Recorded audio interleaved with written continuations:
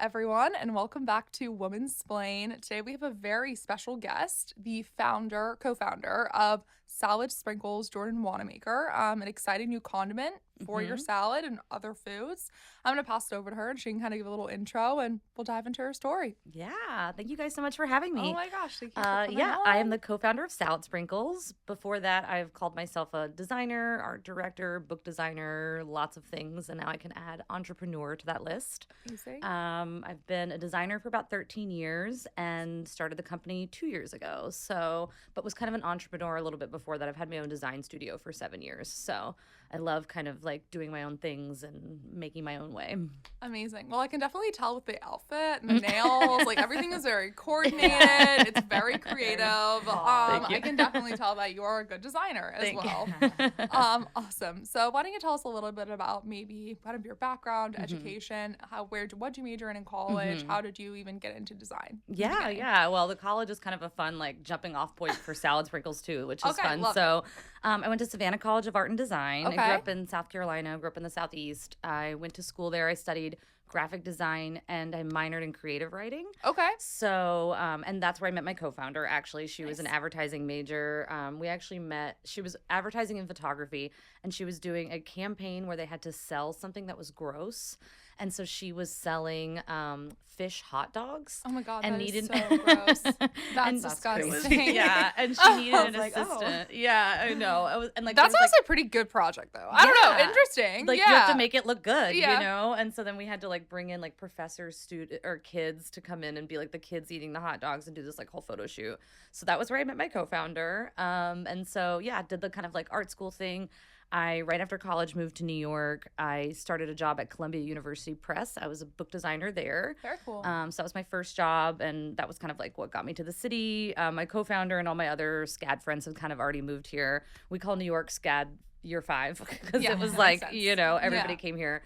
I like wanted to do the book publishing. That was like my dream, was to be a book designer. Like my parents have like little essays from in middle school where I would like, like redo book covers for books I was doing. Like it was one of those like dream careers, but it was also that kind of weird thing where when you get your dream so quickly, it's a little like, oh, okay, so now what? So I was like really ambitious in book design, and rising up through that, I left Columbia to go work at Rodale Books, which was where a lot of like the food stuff started to come in, where I started to be able to combine that. We did a lot of cookbooks there. And Is that like a smaller, I haven't heard of it, publishing house? Actually, well, like a lot of publishing houses, it like barely exists anymore. I feel like now there's like 3, basically. There's like and they 3 all now. kind of merged together. Exactly. Yes, it's technically a part of Penguin Random House, but it used to be, there was a magazine called Rodale, or like a magazine company called Rodale. Okay. And they owned Women's Health, Men's Health, Runner's World, and like an organic farming magazine. Okay, random. And so they got bought by not Condé Nast.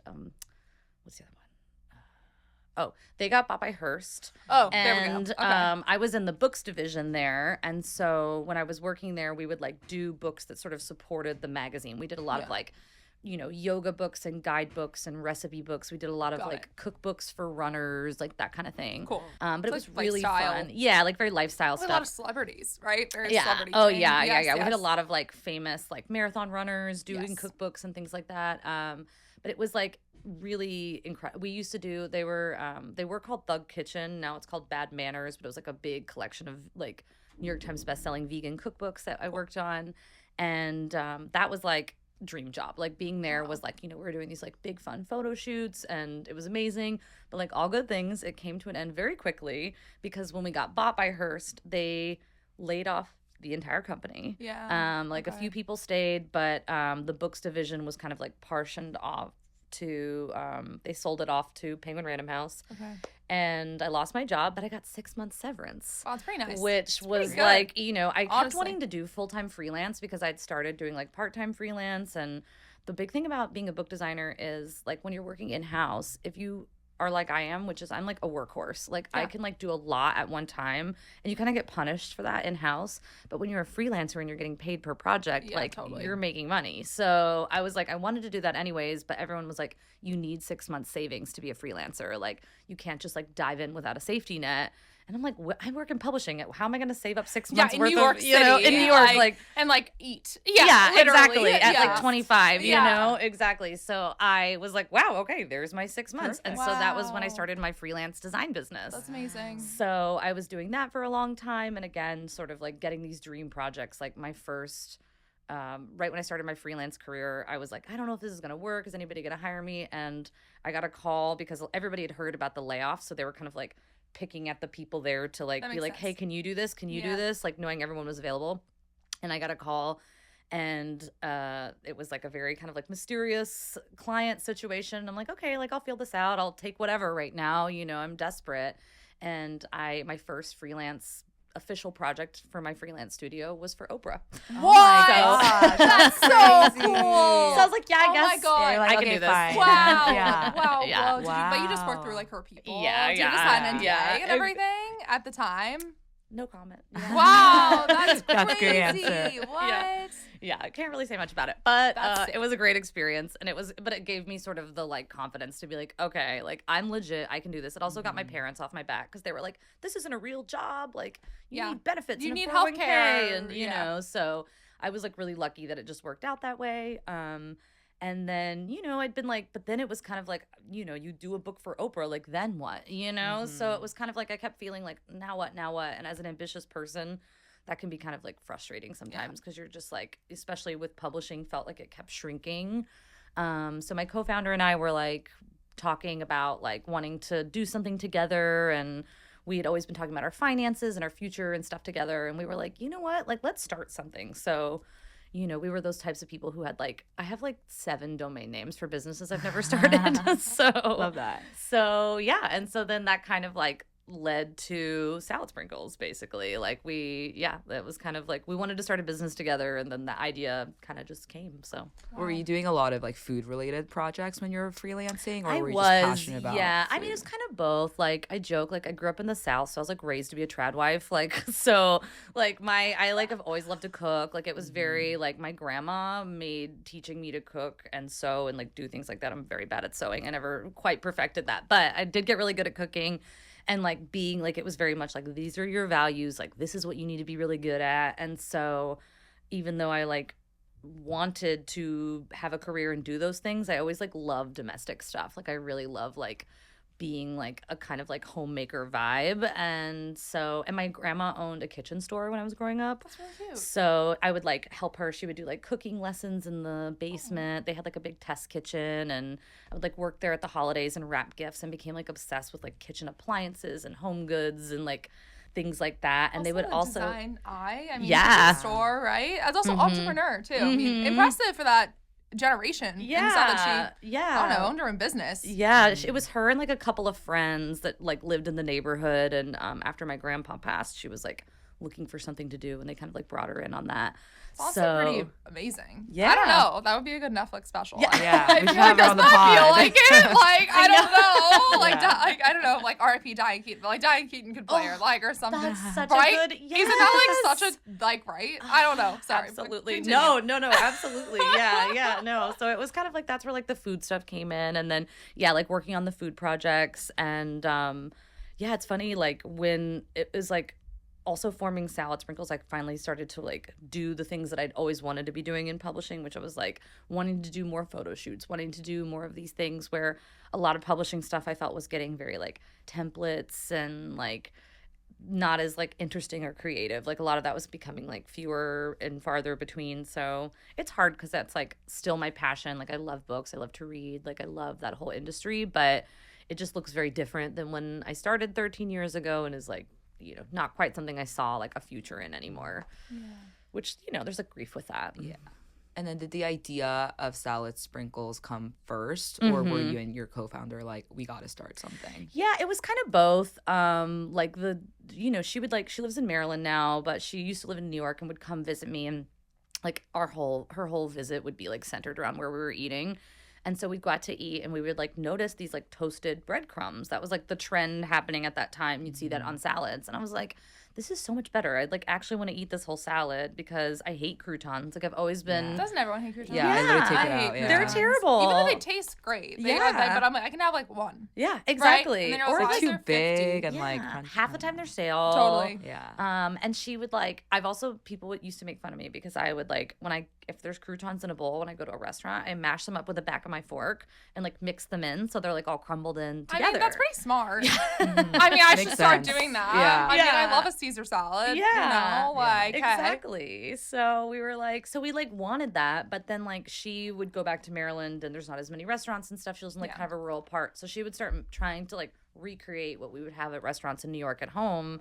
And we've always talked about food, like, you know, our group chat is like half of us just being like, what did you get at the grocery store? Like, oh my God, have you had this like chili oil? Yeah, this is so good. Like, you know, oh my gosh, this new like pesto is delicious. So we were like kind of obsessed with that, which my obsession with grocery products was also very design driven. Like, I think I started to pay more attention to it because so much like emphasis on packaging and design has sort of come out in the last 10, 15 years. Like, there's so much more competition in grocery stores that people really treat food packaging like we treat book covers, where it's like, you are in a store with like hundreds of thousands of books. How am I going to get you to grab this one?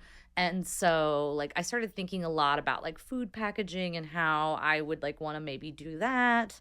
And then one day my co-founder, she was like, sent me like a million texts and I was driving, so I couldn't read them. And I call her and I'm like, hey, like, is everything okay? And she answers the phone and she goes, SaladSprinkles headquarters. And I was like, what? And she was like, that's what they're called, SaladSprinkles, the little crunchy bits on salads. And I was like, wow, that is what they're called. And she's like, this is going to be our next thing. And I'm like, okay. And then we joked about it for like 3 months. Like we would be like, well, when we like have our lake house from SaladSprinkles, like, and it was just like an inside joke. Like, yeah, that's literally like our headquarters like of Miami. Yeah, like it's just so silly. Yeah, exactly. Yeah, and then like finally we just kind of like one weekend I was down there staying with her and we were like, you know what, like we should do this, like, because we had started to like look for the shortcuts in the grocery store, because if you're toasting breadcrumbs at home, it is a huge, can I cuss? Yeah. Okay. We cuss all the time. Okay. It is a huge pain in the ass. Yeah. Like you are like like burning the pan. You're like trying to season them, and when you're in a hurry trying to make like a quick lunch, like I don't have time to make things for my salad. Like I need things I can like fully assemble and get back to my desk. So we were like looking at Whole Foods and like looking around and we're like, wait, is this not a thing? Like surely this has to be a thing. And we could not believe it wasn't. So we were like, okay, then I guess we should make this. So yeah. And then what were like the steps for you to actually launch the company? Because I feel like everyone has like this idea and then they're like, oh, then I like started it. Yeah. So it's really hard to like actually take those steps. It is really hard. I mean, I think I felt like confident from starting my design business, where I knew like the basic things, you know, where I'm like, okay, we need like an LLC and a business credit card. Like, let's not mix personal and business finances. Let's like kind of just like basic, like starting a business stuff beyond that. And then it became like, we kind of treated it almost like a college project at first. Like we set up, so it was kind of like circling back to being at SCAD together. We like set up a mural board and we're sort of like mood boarding what everything would look like. What would the packaging look like? What would the logo look like? Like, where would it be? Like, would we sell it to Panera? Would it be in cafeterias? Would it be this? And just sort of like trying to like mentally plot out what it was. And it was really intimidating to be like, how do you even get a food product made? But we just focused on the parts that we did know, which was like, for me, the branding. I was just like, okay, let me design the logo. Let me do all of this. And that was like, it was like a fully executed brand before we even had a prototype, basically. I was like, this is the logo. These are the colors. Like, this is what the bottle could look like. And Blakely was very into the like UX of like, I don't want it to be in a pouch. Like, we didn't want to have like the sort of standard like open top where it gets dry, or you like put it in the pantry and it gets lost. We wanted like a shiny metallic label and something you could like sprinkle. So we were like, okay, like let's, you know, that way it's like actual sprinkles. It's like a, well, it feels like a spice, how it's structured. Exactly. Right? It looks like a spice. So I'm assuming that's purposeful. Yeah, exactly. Yeah. So it feels more like, I guess, a pantry staple than rather something, right? Yeah. But it's like something like that. Like and like something that is like pretty enough that you like don't mind if you leave it out on your counter, you yes. know, where you're like, so you're like using it more often. So we like focused on all of that, and she was sort of doing a lot of the R&D at home, like baking the original product was a wheat-based product, and we would like toast. We would bake a focaccia, like bake the shit out of it, like really, really like over toast it, and then bake like the flavors into it, crumble it up, and then re-toast it. And so it was delicious. Wow. It was like a really good, you know, like toasted breadcrumb product. But when we started we hired a consultant. We had found this website, a company called JPG. They do like CPG consulting. They're based in Red Hook, or not Red Hook, Dumbo. They're based in Dumbo. And so we hired them. We'd like paid. They had like a little course you could take, kind of, that was like, you got 2 consultants to like work with you, and they would help you on like, okay, here's what you can do to extend the shelf life. Like, here's how you can work on this. Like, this is the kind of lab testing you need to get done.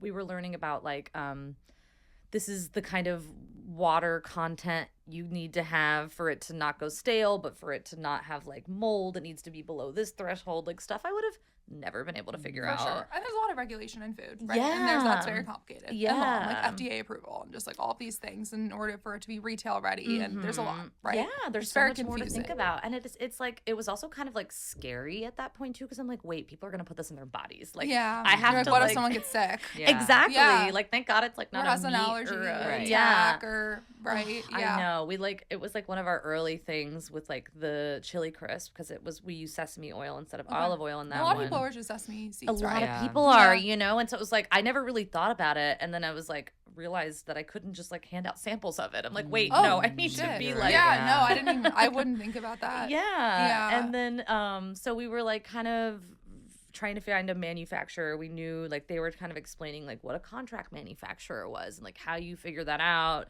how you figure out the cost, how you write like a spec sheet for like the batch and all the recipe and everything. And we like loved it. It just felt like I hadn't learned anything new in 10 years, you know, like it felt really good to like be doing something different and feel challenged. Like every day felt like we were like interns, basically. After working with them, we were trying to find a manufacturer, and we could not find anything, because turns out our process created a ton of food waste, was really time consuming, and there was like all these steps when we started talking to more people where they were like, okay, well, you can get yeast contamination at this stage, you can get like this at this stage, like all this food science stuff that we were just like, what, we can't just like toast it? Like it's just bread. It's just bread, you know? Not realizing we were like very naive, and we also really wanted like a consistent crumble. Like we didn't want it to be something that like had a bunch of different sizes within the bottle. Yeah, where it would get it, like, wouldn't make it through the holes, or it would be like powdery and be like mushy. You know what I mean? So we were like trying to figure that out, and then so we were like kind of stuck at this point. Like we'd been handing it out for free. We would like set up a website where people could order free samples. Just so we could get like feedback, and everybody loved the concept and the idea. But we did have at the time, so we started with classic herb chili crisp, and we did a cornbread flavor where we made like a cornbread focaccia, and that was our one gluten-free flavor. Great. That makes sense. Then, I was like, that's different. Yeah, and it was like sweet and salty kind of, you know. And then that one would like, everybody kept picking that one. And so finally I'm like, wait a minute. I'm like, do you really like the cornbread, or is it because it's gluten-free? And they're like, it's because it's gluten-free. I can't have, you know, whatever. I'm like, wow, I didn't realize how many people were gluten-free. And so then when we were like trying to find things, I finally found this one manufacturer who makes, they're an extruder, which extrusion is. I have never heard that word in my life. I know. Sorry, I learned what this is. Do you guys remember that show on Food Network, Unwrapped? Oh, I never watched it, but I know what you're talking about. I was obsessed with that as a kid, where they would like show you food in like yes, and you're like in the manufacturing processes. And like I remember being like, oh, I remember seeing that on TV, but not knowing that's what it's called. But the best way to describe it is like a toothpaste tube. So it's like you take like a soft substance, whether that's like a dough, people use it with plastic, and you like push it through a hole, and the size and shape of the hole determines the outcome. So that's how they make pasta. That's how they make cereal, like all of those things. They push it through like. So basically shaping whatever it is. Yeah, into like these things. So they made these, like they would push rice flour through extruders and make different size rice balls, basically, like Rice Crisp, and like things that from like the tiny ones you would get in like a protein bar to like bigger ones for like a cereal. And they had like this whole range and all these things, and I called this guy to be like, hey, could we make this there? And he's like, well, no, but you could buy these and season them and then just toast that. And I was like, that's a good idea. Okay. So he sent us the samples, and Blakely was in town, and we opened up the box of all the samples, and like the one that is our current size, I looked at it and I was like, that's it. Like, those are the sprinkles. And it was like the perfect size. We tested it out. It like stuck to the lettuce. It didn't get lost at the bottom of the bowl. And the best thing we learned was with the rice flour, it stays crunchy longer. It's like there's a lot more like air in it and less water. So the shelf life on it was longer. It would stay crunchy. So it was just kind of like an overall better product. It was gluten-free. And it was gluten-free. So we got to have a fully gluten-free product. And we couldn't recreate the cornbread. So we ended up doing, because we didn't want to use like artificial flavors. So we did a maple sea salt. So we had like one spicy, one herby, and then one sweet kind of one too. So okay. And also I feel like interesting you launched with multiple flavors. Most people will pick one. Yeah. We were kind of like thinking of it as like a gift item at first. Like we were picturing like a 3-pack kind of thing. And so and it was sort of like we wanted to show the dynamics of it, but also like it was almost it was hard to pick 3 because we had like a running list of like 20 different things that we could do. Like, we could do like a ranch one, or like, you know, a Southwest flavor for like a taco salad. You know, we had like all these plans. And but that took like a full year from like doing those logos and the Miro board to like having this like proper prototype. But once we had that, it was way easier to find a manufacturer because it was like way fewer steps, way less. There was like no food waste. There was no grinding involved. It was really hard to find a manufacturer who would bake and bottle.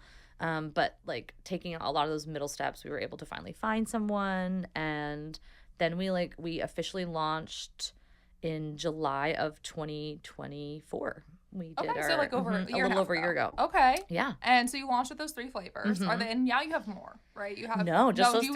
We just stuck with those 3. Yeah. Okay. We had like I said, we had some ideas for like special ones, but it did get harder once we got to the larger manufacturer because they had like minimums for flavor. Scale. Okay. And so we have to do, I think it's like 4,500 of each flavor. That's a lot. Yeah. So it was kind of like until we were kind of like shopping it around as like if Whole Foods wanted an exclusive flavor, if we wanted to do like a collab with like a different brand, you know, to be able to have like the marketing push to have a 4th flavor because it is kind of a lot to push. And Okay. Yeah. And then since July 2024, okay, so do you have a really popular flavor? How have you been selling it? Is it only DTC? Have you tried retail? Like, tell us about that. Yeah, so we started just DTC. Okay. We actually launched with we were supposed to launch August 1st, and I had started sort of like sending around to like people on TikTok and stuff like you have like a lot. You actually have a pretty large following and social media presence as well from your design days. Too, right? Yeah. So I was sort of like starting to like pass stuff out and send it out and like promoting it on my personal page. And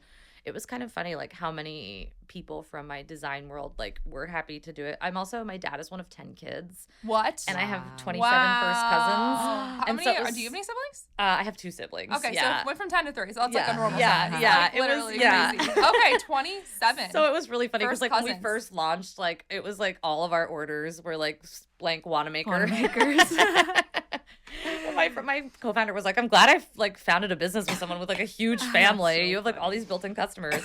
So like most of our customers at first were people with the last name Wannemacher. And so I was like sending it out online to people, and I sent it to this guy called The Trash Man. Are you familiar with this man? No. What? The Trash Great question. The Trash Man. He is a trash truck driver in Idaho. And every day he stands outside of his trash truck and eats a whole head of lettuce with his hands. Oh, interesting. He's like viral on He's like TikTok? Viral on TikTok. And so, and he like but just puts like toppings. Raw. Okay, raw thing, but we'll like dump the dressing and sometimes he'll get like a gas station like chicken nugget and put it on top. Like it's like absurd. Okay. And so my cousin was like, hey, you should send this guy some salad sprinkles. And I'm like, you're honestly, so right. Pretty good idea. Yeah. So I'm like, okay. So I'm like sending them out to people, but I'm thinking like I want like Allison Roman to post. Like I want I want the barefoot like trash. Yeah. Like you know what I'm saying? I want barefoot Contessa. Exactly. On, like right. That's what I'm picturing. Yeah. Success to look like, right?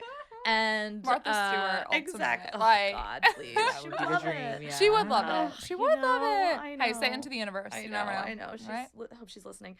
And so I had like I was going to a music festival because I was like, all right, last few weeks of fun before we launch. And I was doing some work on the website at the airport, but it was that day that there was like that, it was, I'm trying to think what it was called. It was the day that there was that massive hacking scheme where everything shut down. Yeah. Where it was like, and so I was flying to Chicago, and like the flights were all messed up, and like there was no Wi-Fi. The like cell service was like messed up. It was like really weird. And everyone at the airport was like chaotic. Uber was down. Then I was like, how do I get home if I can't go to Chicago? Like it was like such a chaotic day, and I was working on the website, and I like I had like turned it on and off because I was like testing it on like checking things on my phone. And then it's like, oh, flight's boarding, gotta go. So I just kind of like left it, all low res placeholder stuff. Like I'm just kind of like, whatever, I'll finish this when I get back from Chicago. Go to the concert, and I'm standing there at the concert, and I feel my phone just like buzzing like crazy in my purse. And I'm like, what the hell is going on? And I look at my phone, and it's the Shopify app like exploding. And I'm like, what the fuck is happening? And so I like step outside and I look at it, and I'm like, what are all these orders coming from? Like the website is like not ready. Yeah, you're like, is it launched? And I checked you're like, the I'm website. also stuck in an airport with no cell signal. Like, what is going on? I left it up, and I'm like, oh my gosh. Oh no. At this point, I'm at the music festival. I'm like 4 drinks in. Oh my God. Like vibing. There's like music, and you're like, who is bothering me? I'm like stoned. I am like not in a position to deal with this. Yeah. And I'm like, I thought it was like an emergency. Yeah. You know?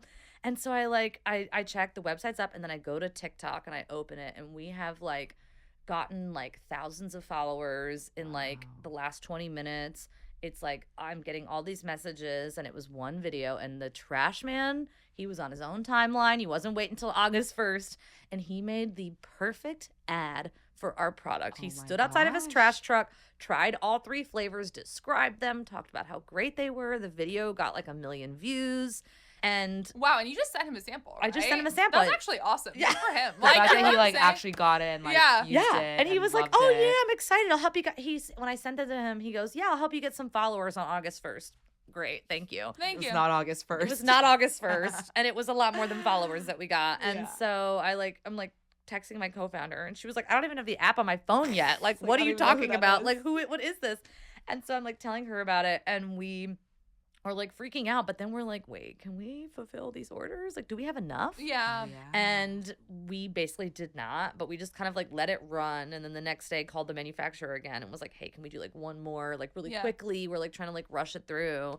And then that was just like, okay, I guess we've launched. Like yeah, I guess we've launched. Yeah, here we go. Then we just were like, all right, let's go. So it was like I had to scrap like all the content I had planned, everything that was like, you know, I had 1 million posts that were like coming in August. Yeah, you know? totally. Yeah. It's like came in July. Here we came. are. It's here. Be like baby born early. Yes, 9 pounds 7 ounces. Yeah, exactly. Unexpected. She was premature. She was premature, yeah.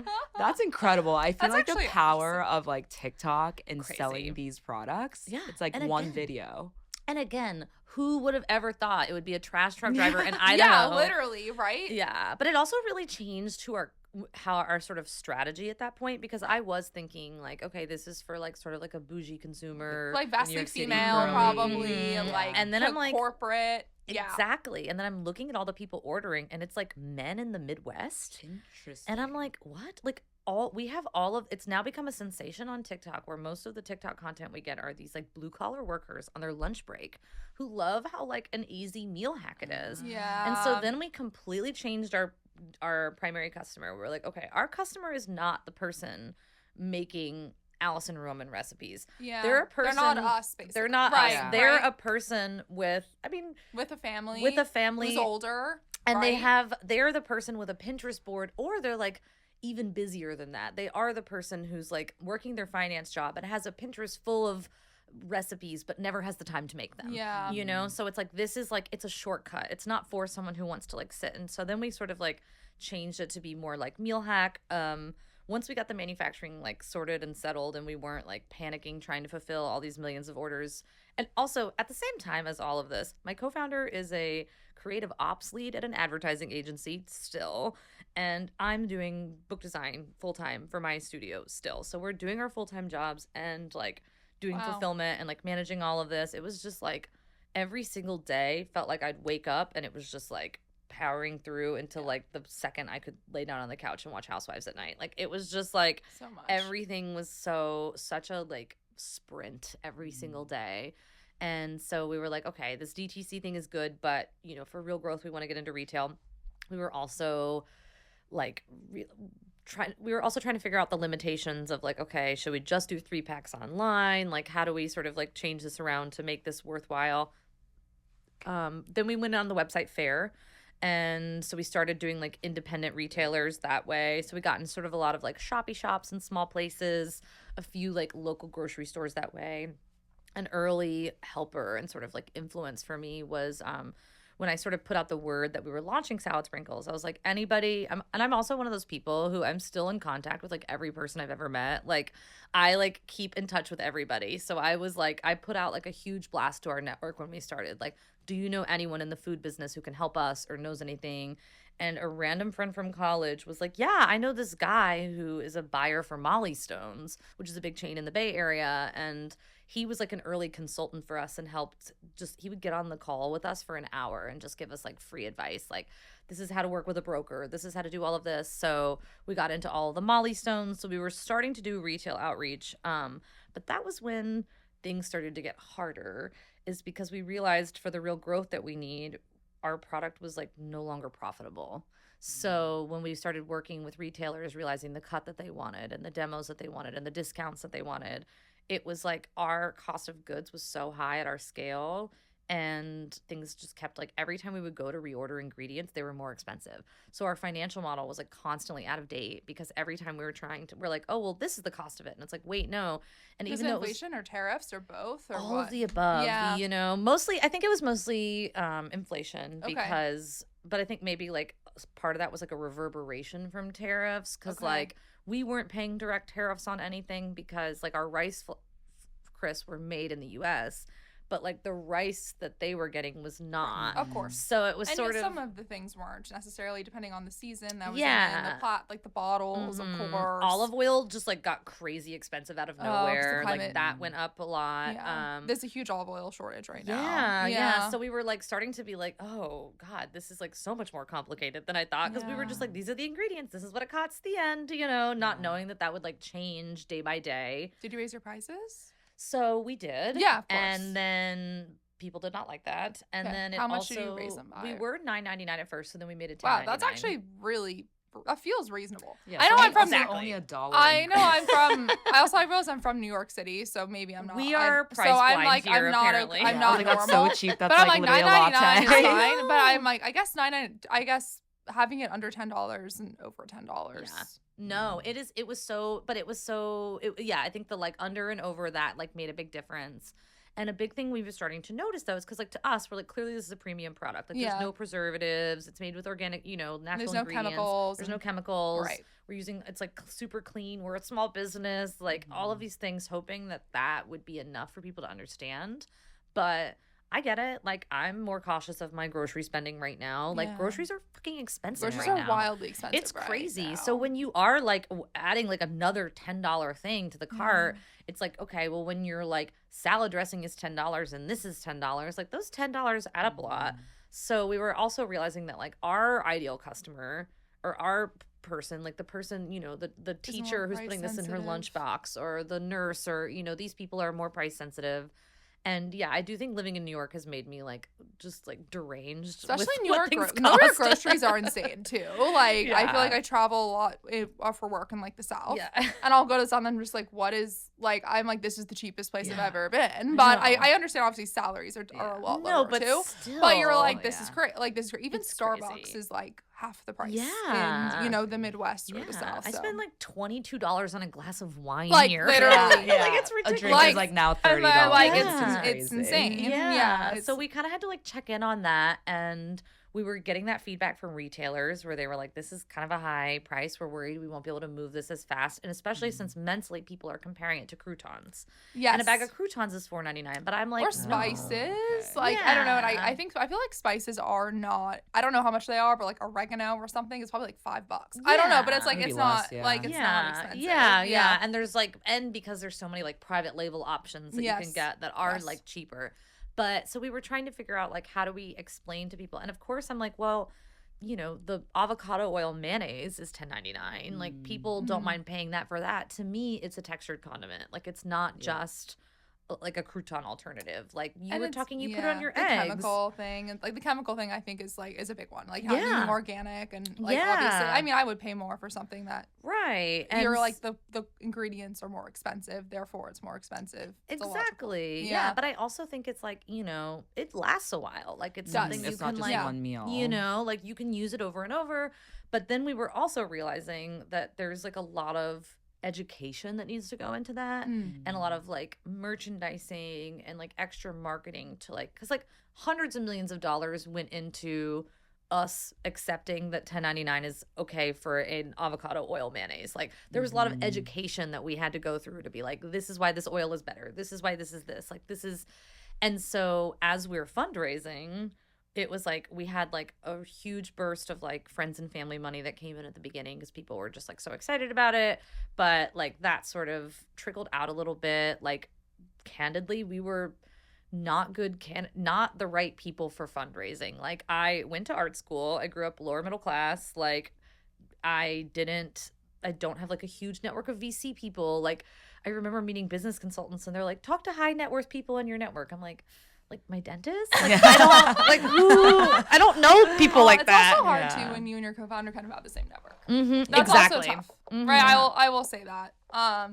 Like if we had been like if she had been someone from like business or had like a finance background or something with more of that. So we were kind of like struggling with the fundraising, and then it was very much like it was. I think as the prices and people were feeling the crunch in their own life, people became much more, I think people became a lot more conservative about spending money and fundraising in 2025. Like it has been impossible. Yeah. I mean, it's especially so tough right now. It's so tough right now. Yeah. And female founder, I mean, why we started this podcast, like for the first time ever has gone down in the past 2 years, the amount of fundraising, CPG significantly. A lot of consumer funds are struggling. So. And the number is still there that VC funding, only 2% is female-owned businesses. Yeah, and it has gone down. And it's going and that's down. gone down, and we would just, and that includes like other, like people, it's a female and other men. So it's like literally 2 women. I don't even know. Exactly.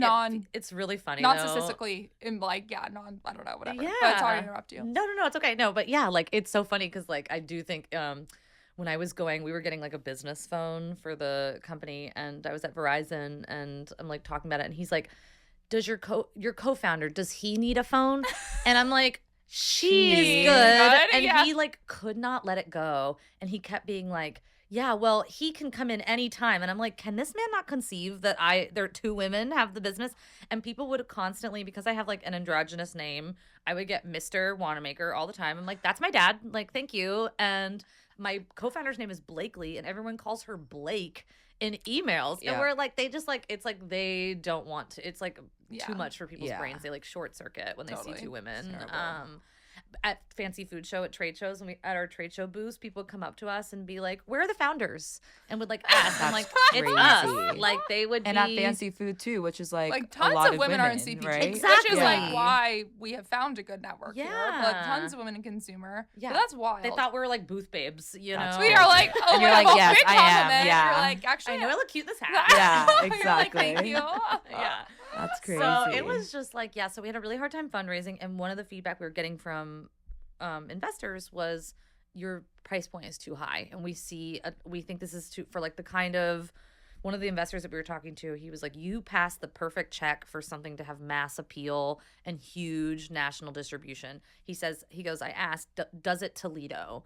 Like, can this succeed in Ohio? And he was like, and you absolutely can. Like, this is exactly the kind of product that should be in every Target and every, Totally. I mean, great for kids, I feel like. Yeah. Like, have your kids eat your vegetables, mom, stuff Oh my God. Like and that. It's like interactive, yes. Like it's fun colorful. for them to do it. Exactly. Yeah. But he was like, but not at this price point. And so we were like, okay, we kept trying. We'd run so many new price models. We were like researching new types of ingredients, new manufacturers, like reduce the size. That was one that I would think about. It is pretty big. Like, when I got the sample, like you could do a smaller size that's cheaper. But you would be surprised at how like little that moves the needle, and sometimes it's the same price. Sometimes the same price. I'm like, how is this like, so it was like we'd run like, we were experimenting with that. We're experimenting with bigger sizes actually. Like maybe it's like, just like one, and we don't do the 3-packs. And it was like months and months of like banging our head into the wall trying to solve this. And we basically were like, okay, the only way this is going to work is to operate on razor thin margins for a couple of years, because we did run the numbers where if we were to be in every Target and every Whole Foods and have these national numbers, it does start to shake out. Of course. And we could get it down to like $7.99, $8.99 and it be reasonable. But the amount of like money and merchandising and like also we'd basically be making no money on it for 3 years. Right. So to pay for the overhead and the operations and the distribution and all of that, we would need serious cash. And so it was like, without money, we cannot do this. And we cannot do this without money. And they don't want to give us money because of this. And so it was just this like chicken with the egg. And so that was why we finally were like, all right, let's pause and like regroup and see if like our dream right now is to find an operator, like someone who has like their own manufacturing capabilities, because the manufacturing is expensive. And it's like, I don't know what I was thinking. Like I say it out loud now knowing what I know. And I'm like, of course that was impossible. Like we invented a new manufacturing process. Like this is not a like pasta sauce to put in a jar. Yeah. This is not a soda to can, where there are established workflows and processes. We're like coming up with something new and we're like, why is this expensive? Like it hasn't been done before. Yeah. Like innovation is fucking expensive. Yeah. And I had and no you're keeping, idea. I mean, keeping it pure, I think, is just really expensive. Yeah. This is why there are so many chemicals and preservatives in our food. Yeah, 100%. Especially in the U.S. Yeah. Other thing, do you think about regional pricing? Yeah. We use rosemary oil. That's our rosemary extract. That's our preservative. And that is so expensive. That's so expensive. I mean, like cheap preservatives are very cheap for a reason. And in all honesty, the U.S. is freaking huge. Yeah. We travel stuff by truck. Like if we did not have preservatives in all of our food, we would have no grocery stores because they could not survive. They could not survive. They could not survive with like the shelf life, which is a big reason about all of our health issues, but it's like it's why this is so crazy.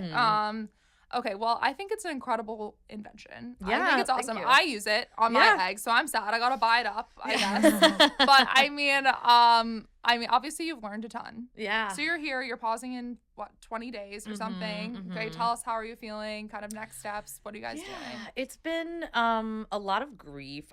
I remember reading whenever we were starting the business. I remember somebody saying, starting a business is embarrassing because it's like, to have an idea and put it out there and it doesn't even exist yet. Like, to say like, I'm starting a company, it's this. People were like, what? Like, I felt like almost like cringy sharing it with people because it felt really vulnerable to be like, I have this idea and I'm putting it out there. And then for everybody to say it's good. And then to also, it was like it just also goes to show like how what you see is not always what you get, like because we were getting all this incredible validation. We're like going viral on TikTok. Like we were talking earlier before we started about Bethany Frankel. I had sent her some salad sprinkles and she made a TikTok about salad sprinkles. Amazing. And my friend sent me the TikTok, and we know she's like unhinged and sometimes she like goes off the deep end about how much she hates something. So my friend sent me the TikTok and I see just like her face and the salad sprinkles, and I was like, do I want to watch this? Because if she hates it, I will never recover. And she was like, it's good, watch it. And then all of a sudden, again, ding ding ding ding ding, like blowing up, viral. And so it's like on the surface we look like this like thriving, successful brand. We had this like banging booth at fancy food show. Our neighbors complained because we had so many people at our booth, it was spilling into theirs. You know what I mean? It's like we look like this vision of success, but like underneath the hood it is like so hard and struggling so much. And when we posted publicly, it took us a couple of months to kind of like decide that was what we were going to do. We'd been trying to kind of negotiate on the back end with like some other ideas and people in our network before stating publicly what was going on. But I was feeling like a lot of grief because I felt like I didn't have any resources or anyone who had been through the same thing. Like I didn't know where to like ask for advice because every podcast is just a success story. There's a million how I built this, and I'm like, where is how I broke this? Where's like I'm in the middle of the fucking shit. Yeah. None of that exists. Tazzy had a lot. I don't know if you listened to our episode with them, but they pretty much did this where they had a full product. Like they're like a candy, like they're like basically a clean candy. Is what they are now. And they originally started with like cocoa bark, not to like talk about someone else in your podcast. Oh no, this is great though. And then there was a huge tariff on cacao. It was like the most popular thing ever. They were also both in food science. They knew food really well. They were in food, and they like basically pitched at like the Treats Expo. It was like freaking amazing. Then literally cacao went up 70% in price. They had to completely shut down their entire product, and they made a new product. They're now making a new product. So they basically shut down their company for 6 months. And redid it. Yeah. So it's like, I think so it happens. Yeah, and I think it's like there is a lot of, so it's like, it's good to find, I was having trouble finding that, but I was also sort of trying to be cognizant of the sunk cost fallacy, which like I learned deeply about in my last relationship, but I'm like, haven't we all? Just because you invest a lot of time and energy into something, if all signs are pointing like this is not working, then like it's not working, and you need to like know how to like walk away from things and how to be like honest with yourself, because I was like, this doesn't make sense. Everyone loves this. This is so great. Everything's successful. Why is like, of course we should just like take on more debt and like, you know, take out another loan to do another production run. And I'm like, and so we both just kind of like, after some soul searching, we were like, this doesn't make sense.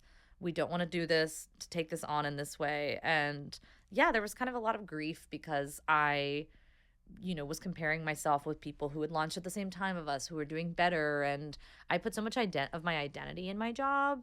Like I get so much validation out of it. It's like I'm a sicko. Like I am so. Aren't we all? I mean, the type of person that starts their own company is extremely ambitious. And also your own company is your identity, especially something, this is a passion project. So like it is. And you're like, you didn't choose something that was lucrative. Do you know what I'm saying? Like you're like, this is a freaking hard thing to make money on. You chose something that you loved and you designed it, right? Exactly. So, I will say comparison is obviously the thief of joy. It is. And I know this was like such a hard decision, and of course grief is normal, and you know, you're gonna be stronger for it, and you already are stronger for it, and when we went public with it, like we had talked to our publicist about it, and we were like, how should we do this? And she was like, this is amazing. I just wrote comms on like closing in public. She was like, I think you owe it to your customers, and I think you owe it to the industry, and I think more people need to talk about like what's going on. This year has been like extremely difficult for a lot of founders. She was like, I think it'll be very like helpful and healing for you to share your journey, and I think it'll be helpful and healing for other people. And when I posted on LinkedIn and our Instagram, like, this is what's happening, this is our 30 days notice, the amount of DMs I got from founders of brands you would never expect, who were like, I'm in the same exact boat right now. Like, so many people, I felt so much less alone. Like, I got so much support. People were so kind. Like, big wigs in the industry reaching out to me to be like, hey, like, this is brave, and also this is smart. Like, fail fast. You're saving yourself a lot of heartache. Like, by, you know, a lot of stubborn people would have pushed through and not like been rational about this, because like being an entrepreneur is like irrational. Like there's, you know, there's like a level of like delusion that you need.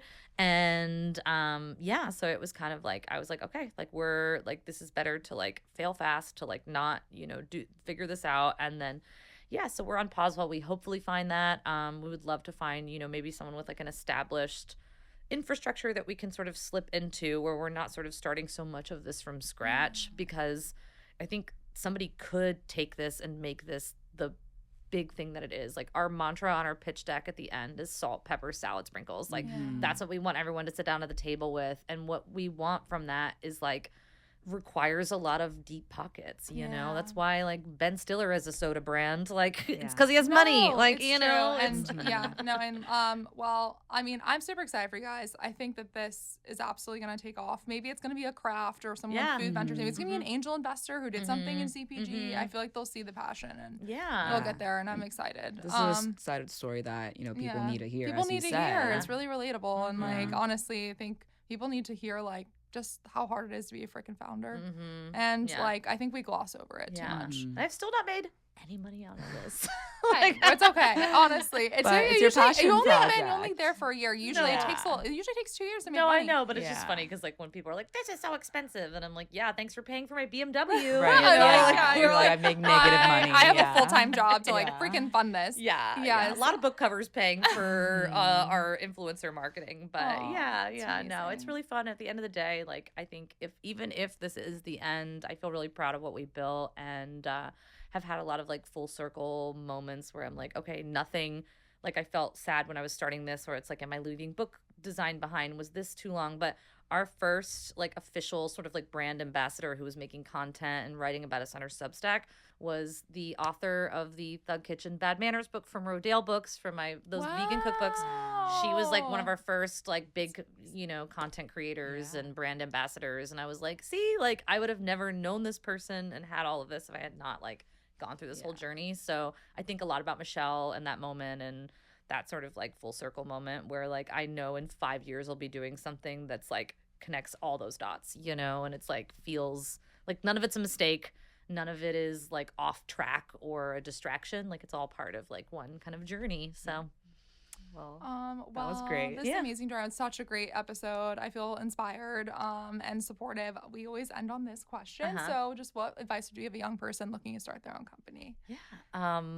Save your money. No.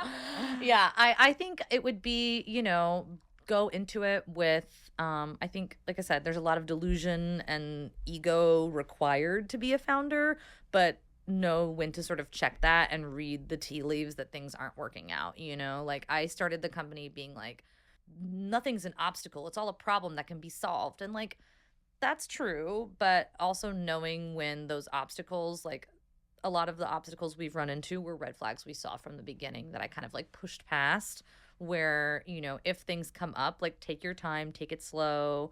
Like I really wanted this to move really fast. Like I wanted to be in every Whole Foods in 2 years. And I think like rushing through those things made me sort of push past things I should have paused and been like, well, this could be an issue later. So just sort of like taking your time, taking it slow, and just be prepared for anything, and have that nest egg. Like I think financial security, especially for women, is so important. Like having savings was what allowed me to start this company. It's what allowed me to leave bad relationships. It's allowed me to do a lot of things. So, kind of like get that stability and that security for yourself first so that you can, be impenetrable when you go into these situations. Great decisions. Well, thank you so much, Jordan. Thanks for sharing your Thank story. you. This was so fun. And we're so supportive. We love SaladSprinkles. Thank you. And I know that's going to fun to get home. Thank you so much for coming on. And where can we find you? You can find SaladSprinkles or at Eat SaladSprinkles on TikTok and Instagram. That's where I've been all through the month of October. I did a 30 days notice series. You can kind of like follow a more in-depth, basically like 90 minutes of content of like the whole story of how we started to how we got to where we are.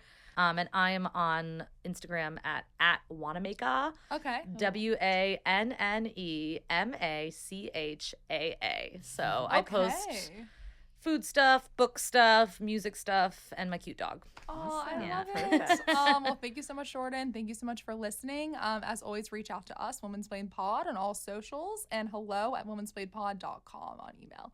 Thank you so much, guys, and thank you, Jordan. Thank you.